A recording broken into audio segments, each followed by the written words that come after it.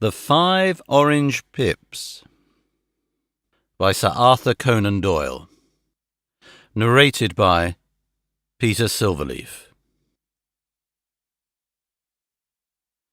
When I glance over my notes and records of the Sherlock Holmes cases between the years 82 and 90, I am faced by so many which present strange and interesting features that it is no easy matter to know which to choose and which to leave. Some, however, have already gained publicity through the papers, and others have not offered a field for those peculiar qualities which my friend possessed in so high a degree, and which it is the object of these papers to illustrate. Some, too, have baffled his analytical skill, and would be, as narratives, beginnings without an ending, while others have been but partially cleared up, and have their explanations founded rather upon conjecture and surmise than on that absolute logical proof which was so dear to him. There is, however, one of these last which was so remarkable in its details and so startling in its results that I am tempted to give some account of it, in spite of the fact that there are points in connection with it which never have been, and probably never will be, entirely cleared up. The year 87 finished us with a long series of cases of greater or less interest, of which I retain the records. Among my headings under this one 12 months, I find an account of the adventure of the Paradol Chamber, of the Amateur Mendicant Society, who held a luxurious club in the lower vault of a furniture warehouse, of the facts connected with the loss of the British bark Sophie Anderson, of the singular adventures of the Grice Pattersons in the island of Ufa, and finally of the Camberwell poisoning case. In the latter, as may be remembered, Sherlock Holmes was able, by winding up the dead man's watch, to prove that it had been wound up 2 hours before, and that before the deceased had gone to bed within that time, a deduction which was of the greatest importance in clearing up the case. All these I may sketch out at some future date, but none of them present such singular features as the strange train of circumstances which I have now taken up my pen to describe. It was in the latter days of September, and the equinoctial gales had set in with exceptional violence. All day the wind had screamed and the rain had beaten against the windows, so that even here in the heart of great handmade London we were forced to raise our minds for the instance from the routine of life, and to recognize the presence of those great elemental forces which shriek at mankind through the bars of his civilization, like untamed beasts in a cage. As evening drew in, the storm grew higher and louder, and the wind cried and sobbed like a child in the chimney. Sherlock Holmes sat moodily at one side of the fireplace, cross-indexing his records of crime, while I at the other was deep in one of Clark Russell's fine sea stories, until the howl of the gale from without seemed to blend with the text, and the splash of the rain to lengthen out into the long swash of the sea waves. My wife was on a visit to her mother's, and for a few days I was a dweller once more in my old quarters at Baker Street. "Why," said I, glancing up at my companion, "that was surely the bell. Who could come tonight? Some friend of yours, perhaps?" "Except yourself, I have none," he answered. "I do not encourage visitors." "A client, then?" "If so, it is a serious case. Nothing less would bring a man out on such a day and at such an hour. But I take it that it is much more likely to be some crony of the landlady's." Sherlock Holmes was wrong in his conjecture, however, for there came a step in the passage and a tapping at the door. He stretched out his long arm to turn the lamp away from himself and towards the vacant chair upon which a newcomer must sit. "Come in," said he. The man who entered was young, some 22, and at the outside well-groomed and trimly clad, with something of refinement and delicacy in his bearing. The streaming umbrella which he held in his hand, and his long shining waterproof, told of the fierce weather through which he had come. He looked about him anxiously in the glare of the lamp, and I could see that his face was pale and his eyes heavy, like those of a man who is weighed down with some great anxiety. "I owe you an apology," he said, raising his golden pince-nez to his eyes. "I trust that I am not intruding. I fear that I have brought some traces of the storm and rain into your snug chamber." "Give me your coat and umbrella," said Holmes. "They may rest here on the hook, and will be dry presently. You have come up from the southwest, I see?" "Yes, from Horsham. That clay and chalk mixture which I see upon your toe-caps is quite distinctive. I have come for advice. That is easily got. And help. That is not always so easy. I have heard of you, Mr. Holmes. I heard from Major Prendergast how you saved him in the Tankerville Club scandal." "Ah, of course. He was wrongfully accused of cheating at cards. He said that you could solve anything. He said too much. That you are never beaten." "I have been beaten 4 times, 3 times by men and once by a woman. But what is that compared with the number of your successes? It is true that I have been generally successful. Then you may be so with me. I beg that you will draw your chair up to the fire and favour me with some details as to your case. It is no ordinary one. None of those which come to me are. I am the last court of appeal. And yet I question, sir, whether in all your experience you have ever listened to a more mysterious and inexplicable chain of events than those which have happened in my own family." "You fill me with interest," said Holmes. "Pray give us the essential facts from the commencement, and I can afterwards question you as to those details which seem to me to be most important." The young man pulled his chair up and pushed his wet feet out towards the blaze. "My name," said he, "is John Openshaw, but my own affairs have, as far as I can understand, little to do with this awful business. It is a hereditary matter, so in order to give you an idea of the facts, I must go back to the commencement of the affair. You must know that my grandfather had 2 sons, my uncle Elias and my father Joseph. My father had a small factory at Coventry, which he enlarged at the time of the invention of bicycling. He was a patentee of the Openshaw unbreakable tyre, and his business met with such success that he was able to sell it and to retire upon a handsome competence. My uncle Elias emigrated to America when he was a young man and became a planter in Florida, where he was reported to have done very well. At the time of the war he fought in Jackson's army, and afterwards under Hood, where he rose to be a colonel. When Lee laid down his arms, my uncle returned to his plantation, where he had remained for 3 or 4 years. About 1869 or 1870 he came back to Europe and took a small estate in Sussex, near Horsham. He had made a very considerable fortune in the States, and his reason for leaving them was his aversion to the Negroes and his dislike of the Republican policy in extending the franchise to them.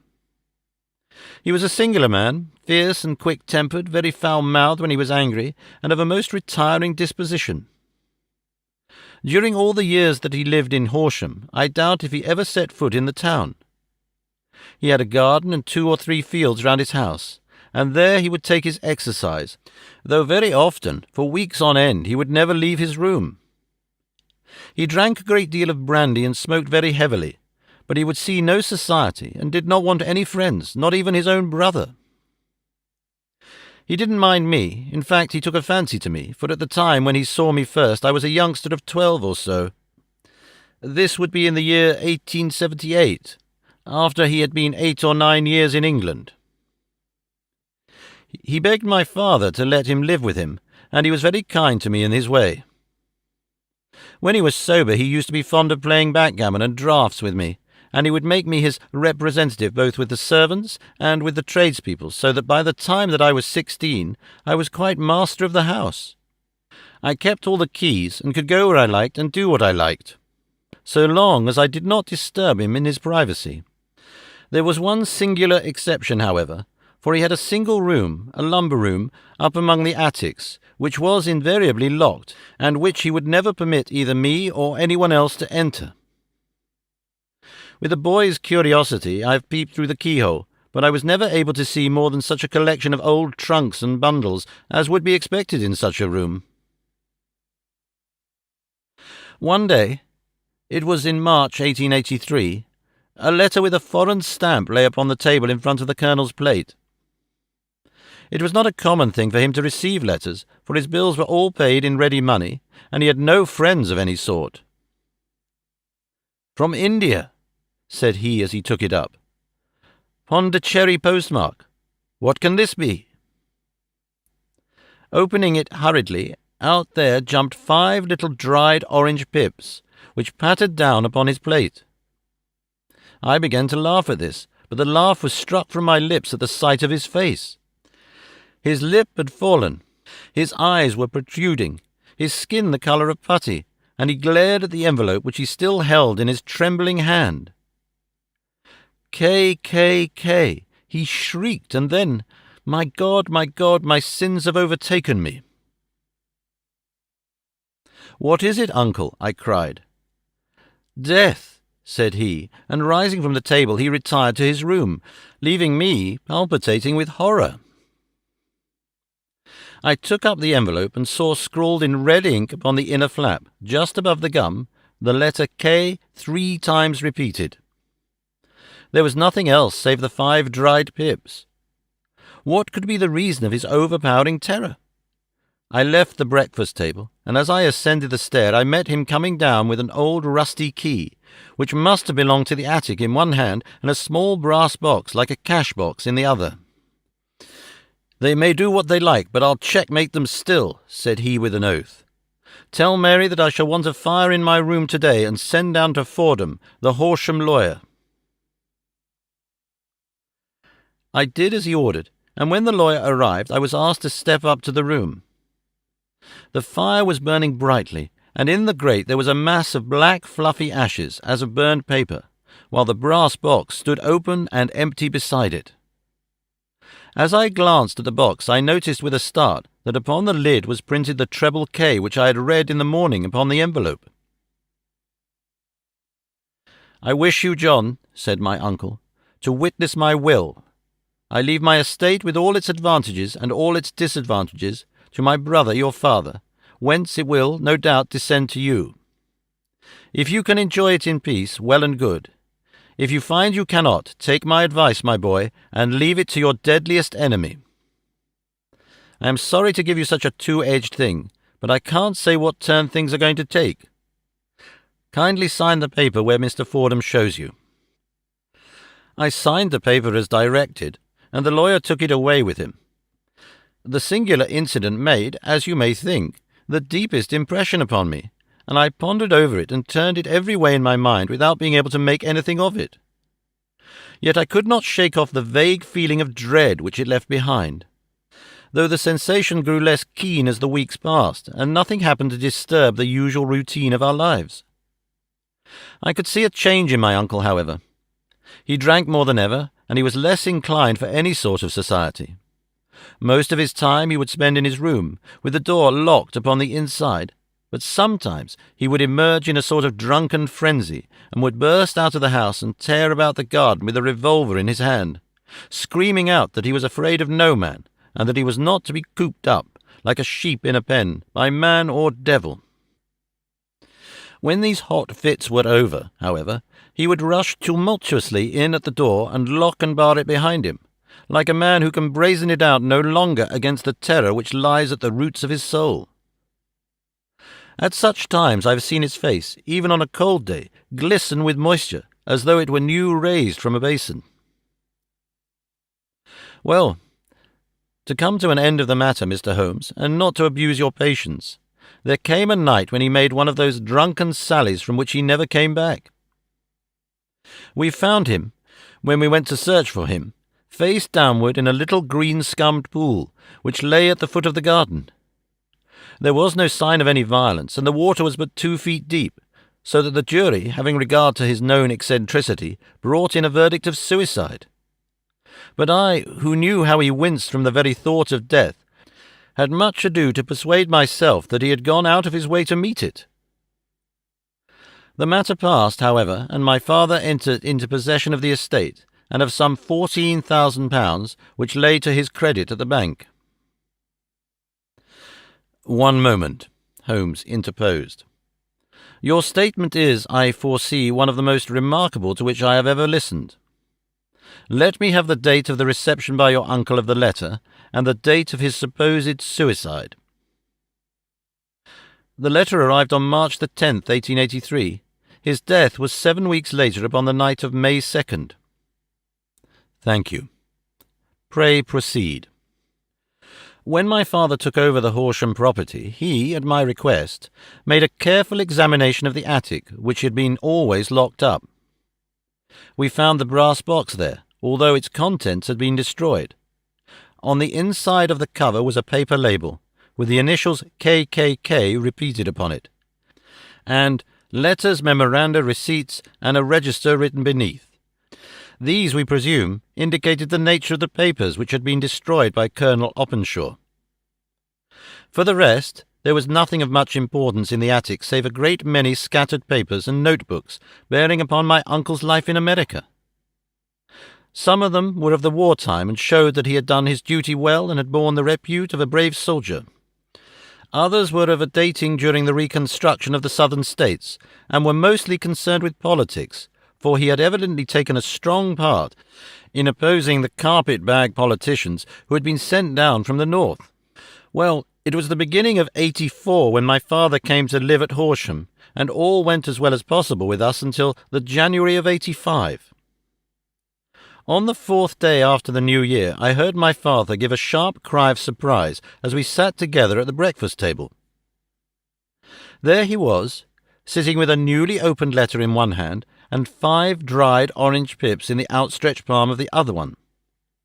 He had always laughed at what he called my cock-and-bull story about the colonel, but he looked very scared and puzzled now that the same thing had come upon himself. "Why, what does this mean, John?" he stammered. "My heart is turned to lead." "It is KKK, said I.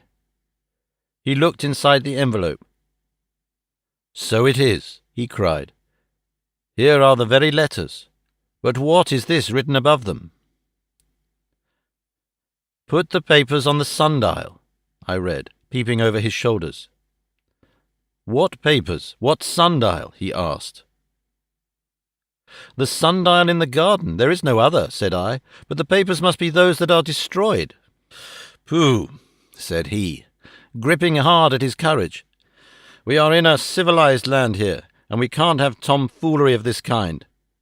Where does this thing come from?" "From Dundee," I answered, glancing at the postmark. "Some preposterous practical joke," said he. "What have I to do with sundials and papers? I shall take no notice of such nonsense."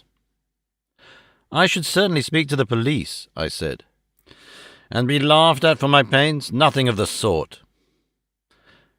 "Then let me do so." "No, I forbid you. I won't have a fuss made about such nonsense."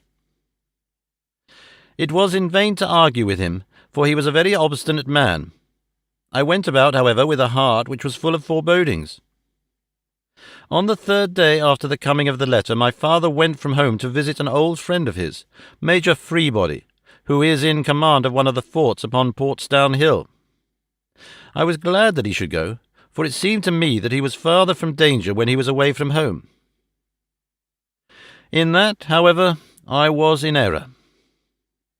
Upon the 2nd day of his absence, I received a telegram from the Major, imploring me to come at once. My father had fallen over one of the deep chalk pits which abound in the neighbourhood, and was lying senseless with a shattered skull. I hurried to him, but he passed away without having ever recovered his consciousness. He had, as it appears, been returning from Fareham in the twilight, and as the country was unknown to him, and the chalk pit unfenced, the jury had no hesitation in bringing in a verdict of death from accidental causes. Carefully, as I examined every fact connected with his death, I was unable to find anything which could suggest the idea of murder. There were no signs of violence, no footmarks, no robbery, no record of strangers having been seen upon the roads. And yet I need not tell you that my mind was far from at ease, and that I was well nigh certain that some foul plot had been woven round him. In this sinister way I came into my inheritance. You will ask me why I did not dispose of it. I answer because I was well convinced that our troubles were in some way dependent upon an incident in my uncle's life, and that the danger would be as pressing in one house as in another. It was in January 85 that my poor father met his end, and 2 years and 8 months have elapsed since then. During that time I have lived happily at Horsham, and I had begun to hope that this curse had passed away from the family, and that it had ended with the last generation. I had begun to take comfort too soon, however. Yesterday morning the blow fell in the very shape in which it had come upon my father. The young man took from his waistcoat a crumpled envelope, and turning to the table, he shook out upon it 5 little dried orange pips. "This is the envelope," he continued. "The postmark is London, Eastern Division. Within are the very words which were upon my father's last message, KKK, and then put the papers on the sundial." "What have you done?" asked Holmes. "Nothing." "Nothing?" To tell the truth, he sank his face into his thin white hands. I have felt helpless.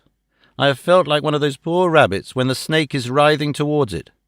I seem to be in the grasp of some resistless, inexorable evil, which no foresight and no precautions can guard against. "Tut, tut," cried Sherlock Holmes. "You must act, man, or you are lost. Nothing but energy can save you. There is no time for despair." "I have seen the police." "Ah! But they listen to my story with a smile. I am convinced that the inspector has formed the opinion that the letters are all practical jokes, and that the deaths of my relations were really accidents, as the jury stated, and were not to be connected with the warnings." Holmes shook his clenched hands in the air. "Incredible imbecility," he cried. "They have, however, allowed me a policeman who may remain in the house with me. Has he come with you tonight?" "No. His orders were to stay in the house." Again Holmes raved in the air. "Why did you come to me?" he cried. "And above all, why did you not come at once?" "I did not know. It was only today that I spoke to Major Prendergast about my troubles, and was advised by him to come to you." "It is really 2 days since you had the letter. We should have acted before this. You have no further evidence, I suppose, than that which you have placed before us? No suggestive detail which might help us?" "There is one thing," said John Openshaw. He rummaged in his coat pocket, and, drawing out a piece of discoloured blue-tinted paper, he laid it out upon the table. "I have some remembrance," said he, "that on the day when my uncle burned the papers, I observed that the small unburned margins which lay amid the ashes were of this particular colour. I found this single sheet upon the floor of his room, and I am inclined to think that it may be one of the papers which has, perhaps, fluttered out from among the others, and in that way has escaped destruction. Beyond the mention of pips, I do not see that it helps us much. I think myself that it is a page from some private diary. The writing is undoubtedly my uncle's." Holmes moved the lamp, and we both bent over the sheet of paper, which showed by its ragged edge that it had indeed been torn from a book. It was headed March 1869, and beneath were the following enigmatical notices. 4th. Hudson came, same old platform. 7th. Set the pips on Macaulay, Paramore, and John Swain of St. Augustine. 9th. Macaulay cleared. 10th. John Swain cleared. 12th. Visited Paramore. All well. "Thank you," said Holmes, folding up the paper and returning it to our visitor. "And now you must on no account lose another instant. We cannot spare time even to discuss what you have told me. You must get home instantly and act. What shall I do?" "There is but one thing to do. It must be done at once. You must put this piece of paper which you have shown us into the brass box which you have described. You must also put in a note to say that all the other papers were burned by your uncle, and that this is the only one which remains. You must assert that in such words as will carry conviction with them. Having done this, you must at once put the box upon the sundial as directed. Do you understand?" "Entirely." "Do not think of revenge or anything of the sort at present. I think that we may gain that by means of the law, but we have our web to weave, while theirs is already woven. The first consideration is to remove the pressing danger which threatens you. The second is to clear up the mystery and to punish the guilty parties." "I thank you," said the young man, rising and pulling on his overcoat. "You have given me fresh life and hope. I shall certainly do as you advise." "Do not lose an instant, and above all, take care of yourself in the meanwhile, for I do not think that there can be a doubt that you are threatened by a very real and imminent danger. How do you go back?" "By train from Waterloo." "It is not yet 9. The streets will be crowded, so I trust that you may be in safety. And yet you cannot guard yourself too closely." "I am armed." "That is well. Tomorrow I shall set to work upon your case." "I shall see you at Horsham, then?" "No, your secret lies in London. It is there that I shall seek it." "Then I shall call upon you in a day, or in 2 days, with news as to the box and the papers. I shall take your advice in every particular." He shook hands with us and took his leave. Outside the wind still screamed and the rain splashed and pattered against the windows. This strange, wild story seemed to have come to us from amid the mad elements, blown in upon us like a sheet of seaweed in a gale, and now to have been reabsorbed by them once more. Sherlock Holmes sat for some time in silence, with his head sunk forward and his eyes bent upon the red glow of the fire. Then he lit his pipe, and leaning back in his chair he watched the blue smoke rings as they chased each other up to the ceiling. "I think, Watson," he remarked at last, "that of all our cases we have had none more fantastic than this. Save perhaps the sign of 4. Well, yes, save perhaps that. And yet this John Openshaw seems to me to be walking amid even greater perils than did the Sholtos." "But have you," I asked, "formed any definite conception as to what these perils are?" "There can be no question as to their nature," he answered. "Then what are they? Who is this KKK, and why does he pursue this unhappy family?" Sherlock Holmes closed his eyes and placed his elbows upon the arms of his chair, with his fingertips together. "The ideal reasoner," he remarked, "would, when he had once been shown a single fact in all its bearings, deduce from it not only all the chain of events which led up to it, but also all the results which would follow from it. As Cuvier could correctly describe a whole animal by the contemplation of a single bone, so the observer who has thoroughly understood one link in a series of incidents should be able to accurately state all the other ones, both before and after. We have not yet grasped the results which the reason alone can attain to. Problems may be solved in the study which have baffled all those who have sought a solution by the aid of their senses. To carry the art, however, to its highest pitch, it is necessary that the reasoner should be able to utilize all the facts which have come to his knowledge, and this in itself implies, as you will readily see, a possession of all knowledge, which, even in these days of free education and encyclopedias, is a somewhat rare accomplishment.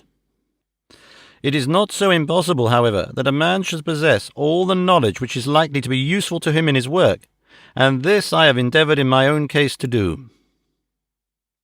If I remember rightly, you on one occasion, in the early days of our friendship, defined my limits in a very precise fashion. Yes, I answered, laughing. It was a singular document. Philosophy, astronomy, and politics were marked at 0, I remember. Botany variable, geology profound as regards the mud stains from any region within 50 miles of town, chemistry eccentric, anatomy unsystematic, sensational literature and crime records unique, violin player, boxer, swordsman, lawyer, and self-poisoner by cocaine and tobacco. Those, I think, were the main points of my analysis. Holmes grinned at the last item. "Well," he said, "I say now as I said then, that a man should keep his little brain attic stocked with all the furniture that he is likely to use, and the rest he can put away in the lumber room of his library, where he can get it if he wants it. Now, for such a case as the one which has been submitted to us tonight, we need certainly to muster all our resources. Kindly hand me down the letter K of the American Encyclopedia which stands upon the shelf beside you. Thank you. Now, let us consider the situation and see what may be deduced from it. In the first place, we may start with a strong presumption that Colonel Openshaw had some very strong reason for leaving America. Men at his time of life do not change all their habits and exchange willingly the charming climate of Florida for the lonely life of an English provincial town. His extreme love of solitude in England suggests the idea that he was in fear of someone or something, so we may assume as a working hypothesis that it was a fear of someone or something which drove him from America. As to what it was he feared, we can only deduce that by considering the formidable letters which were received by himself and his successors. Did you remark the postmarks of those letters? The first was from Pondicherry, the second from Dundee, and the third from London. From East London. What do you deduce from that? They are all seaports. That the writer was on board of a ship. Excellent. We have already a clue. There can be no doubt that the probability, the strong probability, is that the writer was on board of a ship. And now let us consider another point. In the case of Pondicherry, 7 weeks elapsed between the threat and its fulfillment. In Dundee it was only some 3 or 4 days. Does that suggest anything? A greater distance to travel. But the letter had also a greater distance to come. Then I do not see the point.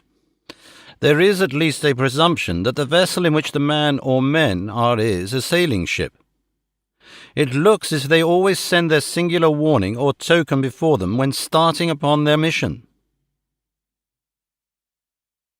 You see how quickly the deed followed the sign when it came from Dundee.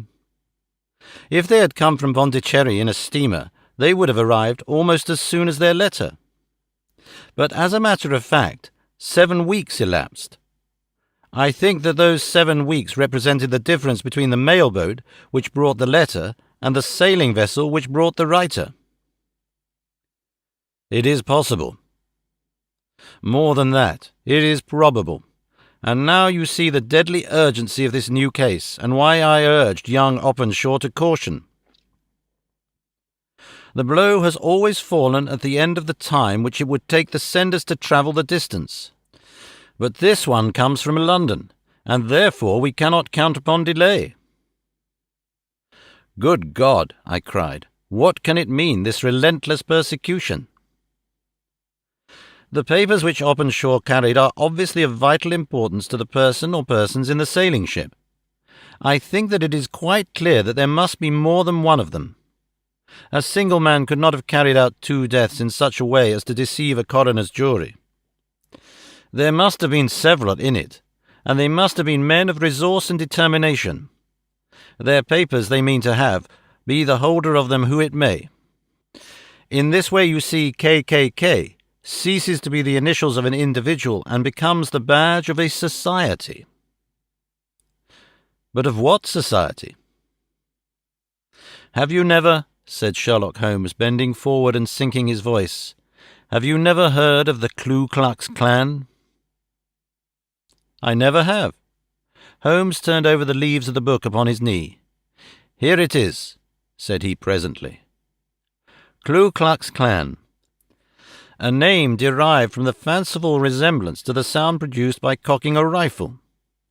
This terrible secret society was formed by some ex-Confederate soldiers in the southern states after the Civil War, and it rapidly formed local branches in different parts of the country, notably in Tennessee, Louisiana, the Carolinas, Georgia, and Florida. Its power was used for political purposes, principally for the terrorizing of the Negro voters and the murdering and driving from the country of those who were opposed to its views. Its outrages were usually preceded by a warning sent to the marked man in some fantastic but generally recognized shape. A sprig of oak leaves in some parts, melon seeds or orange pips in others. On receiving this, the victim might either openly abjure his former ways or might fly from the country. If he braved the matter out, death would unfailingly come upon him, and usually in some strange and unforeseen manner. So perfect was the organization of the society, and so systematic its methods, that there is hardly a case upon record where any man succeeded in braving it with impunity, or in which any of its outrages were traced home to the perpetrators. For some years the organization flourished in spite of the efforts of the United States government and of the better classes of the community in the South. Eventually, in the year 1869, the movement rather suddenly collapsed, although there have been sporadic outbreaks of the same sort since that date. You will observe, said Holmes, laying down the volume, that the sudden breaking up of the society was coincident with the disappearance of Openshaw from America with their papers. It may well have been cause and effect. It is no wonder that he and his family have some of the more implacable spirits upon their track. You can understand that this register and diary may implicate some of the first men in the South, and that there may be many who will not sleep easy at night until it is recovered. Then the page we have seen is such as we might expect. It ran, if I remember right, sent the pips to A, B, and C. That is the society's warning to them. Then there are successive entries that A and B cleared or left the country, and finally that C was visited, with, I fear, a sinister result for C. Well, I think, Doctor, that we may let some light into this dark place, and I believe that the only chance young Openshaw has in the meantime is to do what I have told him.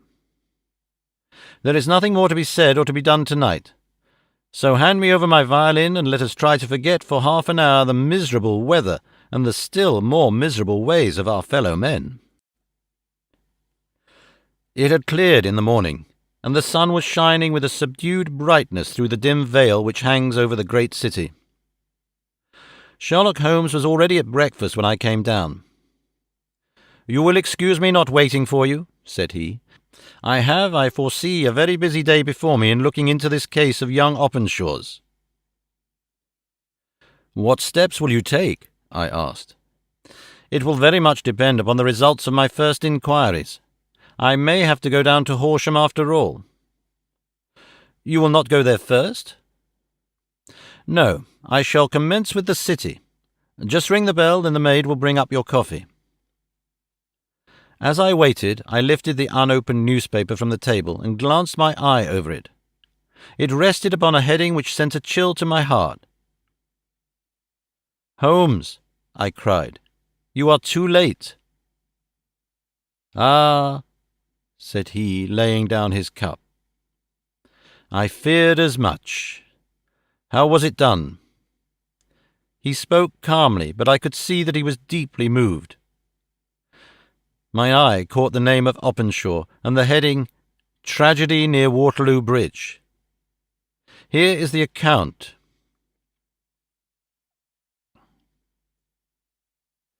"Between 9 and 10 last night, Police Constable Cook of the H Division, on duty near Waterloo Bridge, heard a cry for help and a splash in the water.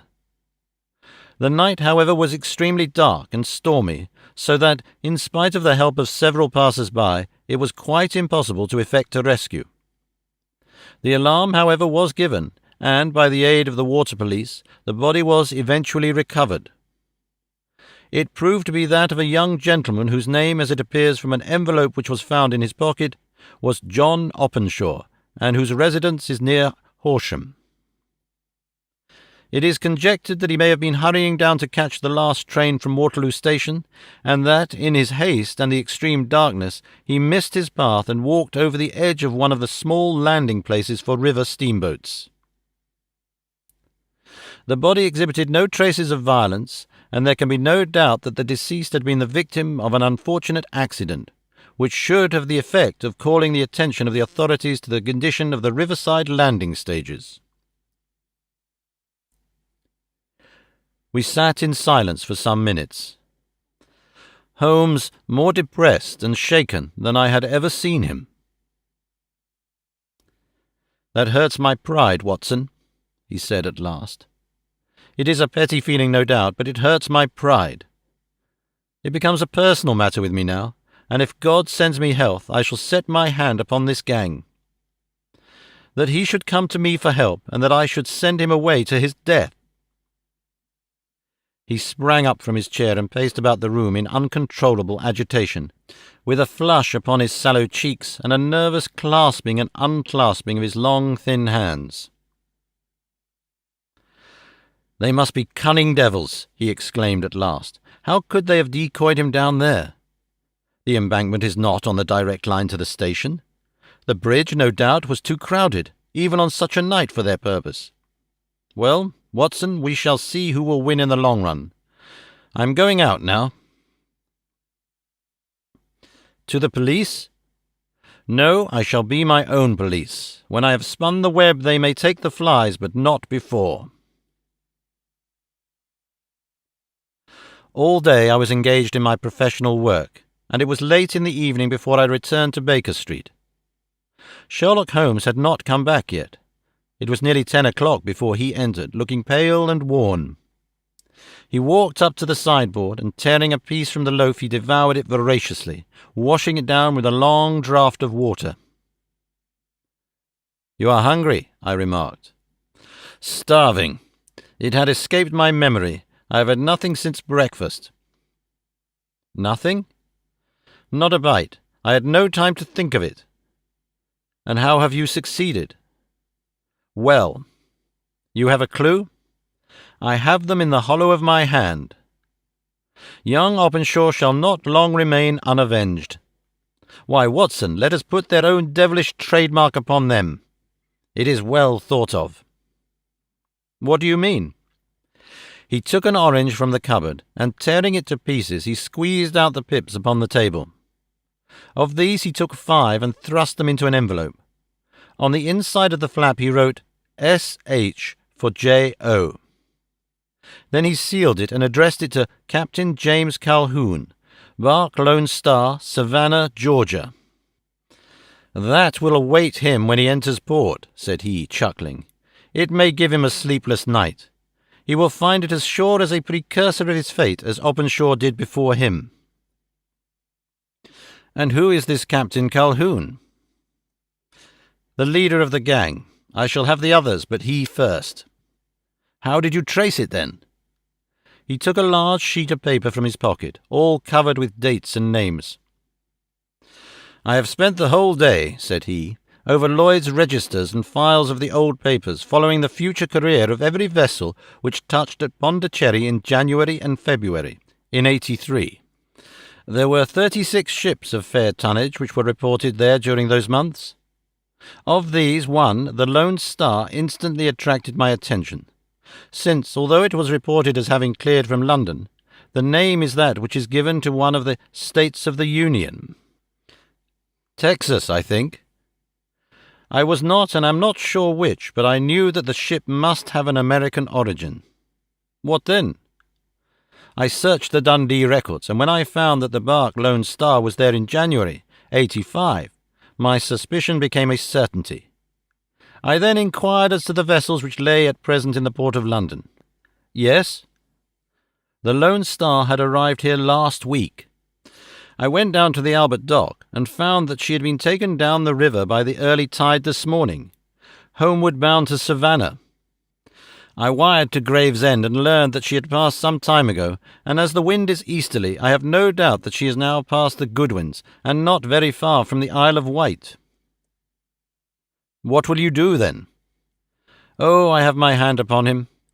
He and the 2 mates are, as I learn, the only native-born Americans in the ship. The others are Finns and Germans. I know also that they were all 3 away from the ship last night. I had it from the stevedore who has been loading their cargo. By the time that their sailing ship reaches Savannah, the mailboat will have carried this letter, and the cable will have informed the police of Savannah that these 3 gentlemen are badly wanted here upon a charge of murder. There is ever a flaw, however, in the best laid of human plans, and the murderers of John Openshaw were never to receive the orange pips, which would show them that another, as cunning and as resolute as themselves, was upon their track. Very long and very severe were the equinoctial gales that year. We waited long for news of the Lone Star of Savannah, but none ever reached us. We did at last hear that somewhere far out in the Atlantic, a shattered sternpost of a boat was seen swinging in the trough of a wave, with the letters L.S. carved upon it, and that is all that we shall ever know of the fate of the Lone Star.